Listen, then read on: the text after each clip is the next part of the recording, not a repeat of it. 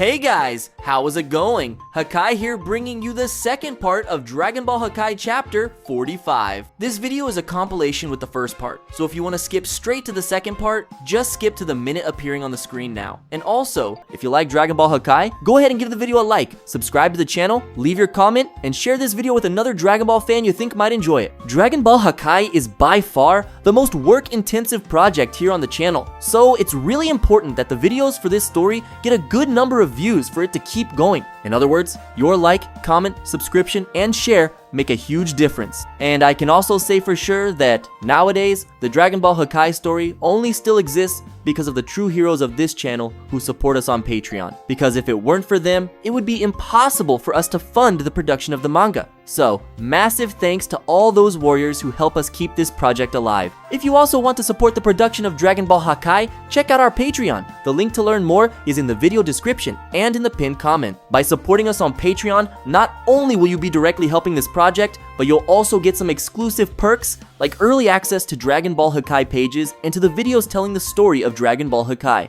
Anyway, without further ado, let's jump right into the next chapter of the story. Stay connected in the channel and let's go to the video.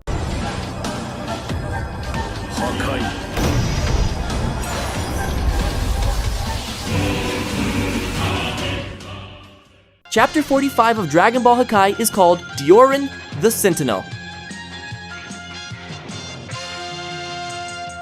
The chapter begins in the mythic forest in the celestial world. We see the small dragon that appeared in the last chapter landing on the arm of the celestial guardian Yamoshi, the first Super Saiyan god. Yamoshi, showing the little dragon to Gohan, introduces him, saying this is Hikari and he's going to be Gohan's first training partner. When Gohan hears that, he's really surprised, and not in a good way. Gohan, sounding a bit disappointed, questions whether this little hatchling is going to be his training partner. He asks how such a fragile looking creature is going to help him get stronger. Yamoshi explains to Gohan that the first step of his training is to catch and restrain Hikari. If he can manage that, they'll move on to the next stage. Gohan asks Yamoshi if this is some kind of joke, complaining that Hikari is just a fragile little baby. Yamoshi smiles when Gohan says that and asks if Gohan really thinks so. Yamoshi lets Hikari go from his arm, and the small dragon slowly flies toward Gohan. Hikari even seems a bit lazy, flying very slowly, eyes closed, his body kind of drooping, almost as if he's about to fall asleep. When Hikari reaches Gohan, Yamoshi invites him to give catching Hikari a try. Hikari even teases Gohan by sticking his tongue out at him. Even a bit unmotivated, Gohan reaches his arm out to try and grab him, but Hikari slips out of Gohan's hand. Then, Gohan tries to catch him again, this time faster, but still, Hikari dodges. Gohan tries again, and Hikari evades once more, and then Gohan tries one more time, this time irritated, but Hikari pulls another slick dodge, and Gohan ends up on the ground. Gohan gets a bit pissed at Hikari and tells him to stop fooling around and just let himself be caught before he ends up getting hurt. Hikari does not like being called a fool by Gohan, and suddenly flies at him with incredible speed, leaving Gohan completely shocked. Then, Hikari delivers a massive headbutt that sends Gohan flying, slamming his back hard against a rock and crashing to the ground in pain, spitting out a bit of blood. Gohan is stunned by what just happened, asking how something so small can be so fast and strong. Yamoshi tells him that in the celestial world, everything is divine. Even the animals are gods too. He says that if he were Gohan, he wouldn't underestimate even an insect from this world. Yamoshi also warns Gohan to be careful with this world's environment, since everything here is extremely strong. He tells Gohan that he won't break things in this world as easily as he does on Earth. Probably, with that hit, Hikari just landed on him. If Gohan had slammed into a rock on Earth, the rock would have been completely destroyed. But since it's a rock from the celestial world, Gohan didn't even scratch it. Gohan now realizes that the creatures in the celestial world are no joke. And even though Hikari is just a hatchling, he's going to be a real challenge. So Gohan decides he's going to transform to get stronger and catch Hikari more easily. Gohan even starts releasing more ki to transform, but Yamoshi shuts him down right away, telling him he's not allowed to transform. For now, transformations are completely forbidden in Gohan's training. He says Gohan has to adapt to this place using only his base power. Gohan really doesn't like hearing that and says that if he's not transformed, he can't even see since he's without his glasses. But Yamoshi loves hearing that and says it will make Gohan's training even better, leaving Gohan even more shocked. Over in the Desert of Perdition, a parallel dimension of the celestial world, we find Piccolo and Pycom. When Piccolo sees this completely strange place they've ended up in, he's a bit surprised and asks Pycom what kind of desolate place this is that he's brought him to. Pycom tells him this place is called the Desert of Perdition, and their goal is to reach the center of this desert. Piccolo asks what's so important in the center of this desert. Pycom says there's something extraordinary there, but it's better for Piccolo to see it in person rather than just hear about it. Piccolo complains that Pycom loves to be mysterious about things, but says fine, he'll trust him. Piccolo just suggests it'd be better for them to wait for this storm to pass before continuing. He's referring to the sandstorm happening right in front of them right now, but Pycom tells Piccolo that the sandstorm in the Desert of Perdition never ends. It's eternal. He explains that it acts as a natural protection for this place. Piccolo asks what this protection is for, what it protects. Pycom says this natural protection exists precisely to protect what he wants to show Piccolo. Piccolo comments that if there's really a natural protection like that just to protect whatever it is Pycom wants to show him, then it must be really important. Pycom warns Piccolo to pay close attention because it's very easy to get lost in this place, so Piccolo can't stray from him for even a single moment. Piccolo says Pycom's right, he can't sense divine ki, so if he got separated from Pycom, he'd be in serious trouble. But Pycom tells him the problem is much worse than that. In fact, even if Piccolo could sense divine ki, the sand in this desert has magical properties that distort that kind of sense. In other words, finding anyone by their ki is impossible here. And that applies both to Piccolo and to Pycom himself. And that's not the only problem. Regular senses are also extremely limited here. Because of the constant sand, vision and smell are greatly impaired. It's nearly impossible to see with sand flying into your eyes, and to smell with sand constantly hitting your nose. Hearing is also heavily impaired, since with the wind blowing strongly all the time, it's very hard to hear anything besides the wind. In short, basically all 5 common senses and the 6th sense of sensing ki are practically useless here. Pycom then warns Piccolo that if he gets lost here, it'll be very hard for him to find Pycom again, or to find the portal they came through, which is the only exit from this place. From what Pycom is saying, traveling through this desert sounds extremely complicated, so Piccolo asks how Pycom knows this place so well that he'd want to head to its center with him. Pycom tells Piccolo that once, he actually got lost in the Desert of Perdition. Piccolo then feels a bit of hope hearing this, because if Pycom once got lost here, it means there's a way to get out once you're lost. Pycom says there is a way to get out after getting lost, but the problem is, you'd probably need a few millennia of life to do it. That's because after he got lost and made it out, the other gods told him he had spent something like 7,000 years in the desert. Piccolo is absolutely shocked when he hears that. 7,000 years is an insane amount of time. But even so, Pycom doesn't feel regret. He says those 7,000 lost years at least helped him learn the desert a bit better. And besides, with what he managed to find in the desert, the time spent there ended up being worth it. Piccolo gets even more curious after hearing this and asks him to just show him what's in this place already. Excited to go, Pycom tells Piccolo to hold on to him tightly so he doesn't get lost. Piccolo grabs Pycom's shoulder, and then the two of them move forward into the sandstorm, beginning their journey through the Desert of Perdition. Back in Universe 7, on the planet of Destruction, we see Broly after his fight against Vegeta. He's lying down unconscious, but already without all those injuries we saw during the battle, including the massive wound on his center caused by Vegeta, the very one that made Broly lose the fight. Suddenly, someone gives Broly a light tap on the face while telling him to wake up. And the person doing this has a silhouette we know very well. Broly's eyes start to open, and as they open and his vision slowly improves, we see Lemo and Chilai there, waiting for him to wake up. As soon as Broly realizes that Lemo and Chilai are right there in front of him, he shouts their names and gives them a crushing hug, almost killing the poor two. With Chilai and Lemo complaining to Broly about the strength of his hug, he eases up his grip. Broly is confused. He asks how Lemo and Chilai can be right there in front of him, since he saw them both die before. But it's Vegeta, the one supposedly responsible for their deaths, who answers. Vegeta reveals what we had already suspected. It was all part of his plan. He says that although it seemed like his attack hit Lemo and Chilai, in reality, it didn't not. What happened was that at the very last moment, they were both protected and hidden by Whis. All of this was done to make it look like they had died, so that Broly would stop holding himself back and unleash his full power. However,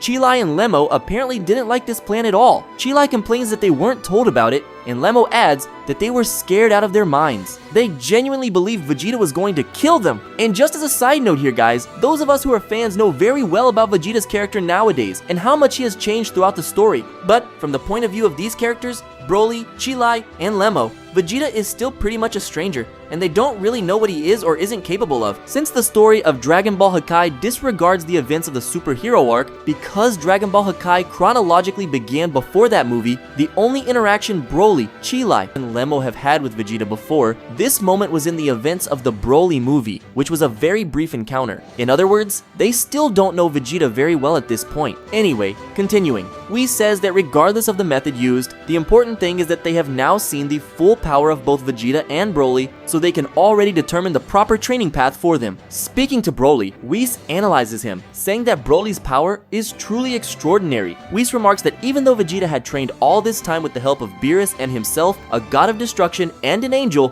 Broly still managed to fight on equal footing with him in this battle. And not only that, but according to Whis, after he healed Broly from the extreme injuries he sustained in the fight, Broly's power increased even further, a result Whis attributes to the Saiyan's natural ability to grow stronger after a near-death experience. Because of that, Broly actually ended up surpassing Vegeta. In other words, what Whis is saying here is that Broly has just gone through a Zenkai, and if before, he was already on the same level as Vegeta, surpassing him for a brief moment, now Broly has surpassed Vegeta for good. Broly hadn't realized that he had gotten stronger, but now that Whis mentioned it, he stops to focus and notices that his power really has increased. Still, Broly wants to know why the same thing didn't happen to Vegeta, since he's a Saiyan too. Vegeta explains that the same thing didn't happen to him because Saiyans like him, who have already trained their bodies to their absolute limits, can no longer evolve through that kind of boost. The same goes for Goku, who has also trained his body to its limit. Speaking about Broly, however, Vegeta notices that the evolution Broly just went through with this Zenkai wasn't as extreme as the kind of evolution he and Goku used to have in the past. Vegeta believes this is because Broly's body is already naturally so evolved that there isn't as much room for him to gain massive power from a Zenkai. And just to clarify guys, this isn't something Dragon Ball Hakai made up, okay? This is already an established concept in Dragon Ball Super. Since back in the Zamasu arc, it was made clear that Saiyans who have already evolved to a certain limit, like Goku and Vegeta, can no longer grow stronger with Zenkai. This was kind of DBS's answer to those fan theories, saying that Goku and Vegeta could evolve infinitely through Zenkai by just injuring each other and having someone heal them afterward, allowing them to defeat any villain easily. This idea that Goku and Vegeta have reached their physical limits was reinforced more recently in the superhero arc when Vegeta says that he and Goku already have bodies trained to the limit, and what they need now to get stronger is to better control their ki. It's not stated explicitly in Dragon Ball, but from everything we've seen so far, power level is the same as ki quantity. So, the more ki a character has, the more powerful they are. But another important factor is how well a character controls their ki. Because in the case of two characters whose ki amounts aren't that far apart, the one who controls their ki better has the advantage. Speaking specifically about increasing ki, it seems to me that it can be done in two ways, either by strengthening the body through physical training,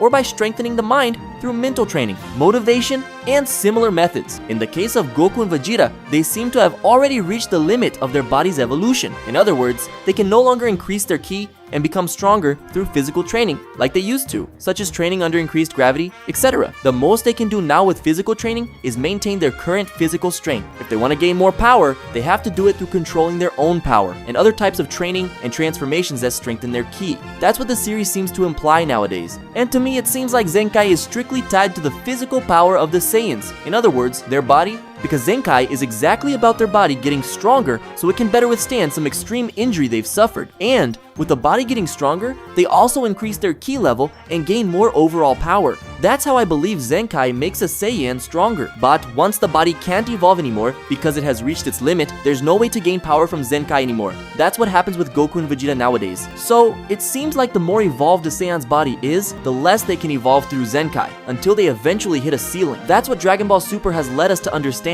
And what Dragon Ball Hakai is establishing here is that since Broly is already extremely powerful and has a very strong body, there's not much room for him to evolve through Zenkai. And let's be honest, it would be extremely broken if Broly could suddenly multiply his power dozens of times, like Goku and Vegeta used to do in the past. In short, Whis tells Broly that there won't be any shortcuts for him to get stronger. He'll have to train to control that monstrous power of his, and that is it. But Broly is motivated enough for that. He says that even though it was all fake, the truth is, he wasn't able to protect Lemmo and Chilai from Vegeta, and he never wants something like that to happen again. Broly says with determination that he's going to give his all in this training. Whis tells him that he's very glad to hear that. After giving his analysis about Broly, it's Whis' turn to talk about Vegeta. Whis says that, in Vegeta's case, he'll be able to give one opinion or another, but the one responsible for training the Prince of the Saiyans won't be him, it will be Beerus. This surprises Vegeta. He wasn't expecting Beerus himself to take on the role of his master. I mean, Beerus has kind of done that before, but not in an official way. Beerus confirms that he'll be Vegeta's master this time. He says that as competent as Whis is as a teacher and as much knowledge as he has, no one knows better how to use the power of destruction than a god of destruction. Since they deal with that power power all the time. Beerus gives a somewhat malicious smile, as if not many good things are going through his head, and then he warns Vegeta that he'd better be prepared to almost die every day, and if he can't adapt, he'll end up dying for real. In other words, Beerus is not going to go easy on him. But Vegeta doesn't seem to care about that and says it'll be a pleasure. Beerus says that this time, the enemies are truly very powerful, and even he has to acknowledge that. He then says there's no other way. If Vegeta wants to fight on equal footing with them, he'll have to become a god of destruction. When Vegeta hears this, he's surprised at first, but then he likes the idea, and, referring to Goku in his mind, he tells him to get ready, because he's going to be the best god of destruction.